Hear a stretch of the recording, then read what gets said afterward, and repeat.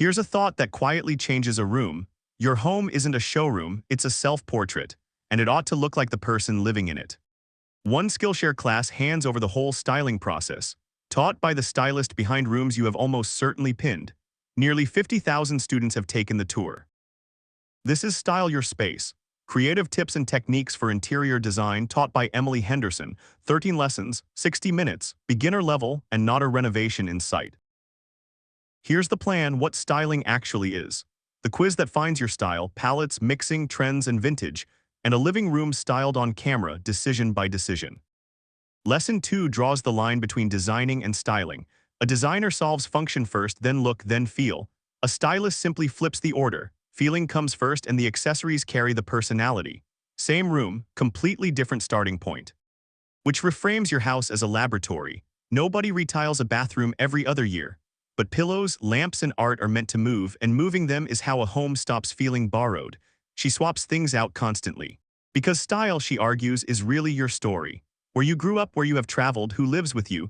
Work out the story and the style stops being a guess. And inside your own house, you have full creative control. So who is teaching? Emily Henderson, a stylist, author, and television host with 15 years in the trade. She won HGTV Design Star, then hosted her own show about styling rather than renovating. The training behind that is unusually solid. A shop girl in one of Jonathan Adler's first stores, then 5 years assisting a top New York stylist, a woman who came up at Martha Stewart. And the credential she volunteers herself is the most useful one. She had terrible taste until she was 22. 6 kids, 2 teachers, endless thrifting, and a dorm room she cheerfully admits looked bad. Inside, it's 60 minutes across 13 lessons, filmed in a mountain cabin she spent a year renovating. The lessons are short. Most of them run comfortably under 6 minutes, and only one runs long. The shape is simple: 2 lessons on what styling is, 3 on finding your style, 3 more on palette mixing and trends, then sourcing and vintage shopping. And the finale is enormous by comparison. 12 minutes and 44 seconds of a living room being styled, from a pile of favorite things to a finished room, in one sitting. That finale is the whole class in practice, and it would justify the hour on its own. But first, the lesson that unlocks all the others, the quiz. So lesson 3, 4 objects appear on screen, 4 lamps say, and you pick the one you want immediately, not the one that lights the room best. The rules are strict: ignore the function, ignore the color, and judge the shape alone. A finish can always be changed. A silhouette cannot, so answer quickly, answer honestly, and try not to overthink a single one. Count your letters, and lesson 4 defines what you got. 12 styles, from contemporary and industrial through bohemian, Scandinavian, mid-century, zen, and rustic to modern glam, the 70s, the 80s, and minimalism. Most people land on 2 or 3, and that mix is the more interesting answer. The real prize is vocabulary, a word you can carry into a shop, and a cure for what she calls style paralysis. Then comes the rule she introduces as the #1 tip of life. It is about color, and it quietly does more work than everything around it. Decide the feeling first. Cool colors, the blues, greens, and grays, settle a room down. Warm colors wake it up. Then take from both sides of the wheel, because all cool reads cold, and the warmth can arrive as wood, leather, or brass rather than as a color at all. Then hold 3 to 5 colors and hold them right through the house. With one consistent palette, you can mix almost any styles together. Just don't match them exactly. Identical blues look try-hard, and a room of near misses looks alive rather than staged. Lesson 7 turns that into mixing rules. Keep the big pieces streamlined, then layer the character on top. A plain sofa carries floral pillows happily, while an ornate sofa argues with everything.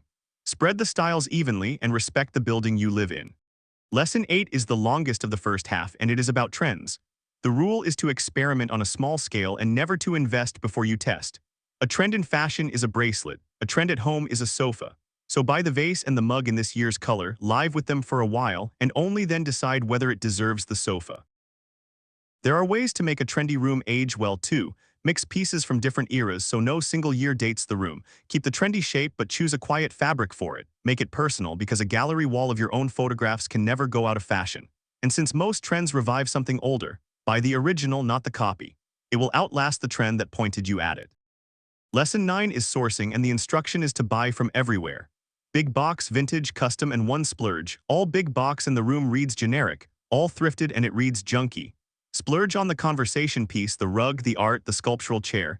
Save on the pillows you will swap out next year anyway. Then lesson 10 goes vintage shopping on screen, the rule she keeps repeating. You can change the finish, but you can never change the shape. And she does the math out loud on a real listing. $850 for a pair of designer chairs, $300 to recover the cushions. $1150 all in against $500 for 2 ordinary new ones. Worth it, she decides. Which brings us to the finale and the real reason to watch. She gathers every candidate object into one pile on purpose, then eliminates out loud. Wrong palette, wrong scale, simply not this house's style. Every cut gets a reason. Then the formula appears. Every surface wants something flat, something tall, and something sculptural to connect the two. Group them in threes because, as she puts it, things need friends, and stop before the room gets crowded, or, as she calls it, before clutter body sets in. Her last check is a photograph. Shoot one corner in daylight, camera held low, then look at the picture and ask whether you actually want to be in there. If the answer is not yet, keep tweaking and shoot it again. Stylists do exactly this for magazines. So, does it deliver? 89% of students said the class met or exceeded expectations, and 44% said it flat out exceeded them.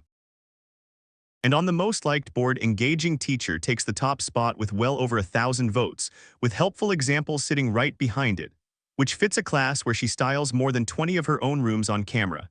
Charm, it turns out, is what students remember. Audio and video quality, clarity, organization, and actionable steps fill out the rest of the board, clustered closely together. A charming teacher, and a tidy scorecard underneath the charm, exactly as it should be. So who is it for? The style paralyzed who own lovely things and cannot commit to any of them.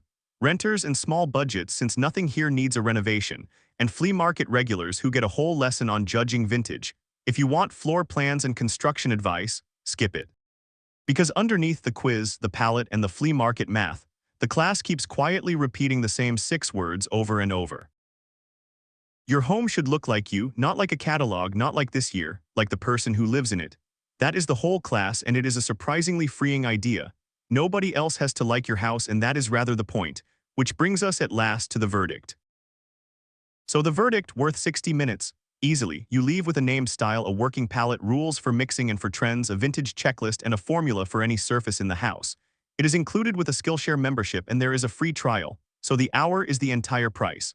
One last thing before you go, and it is the part that actually matters. Click the link in the description.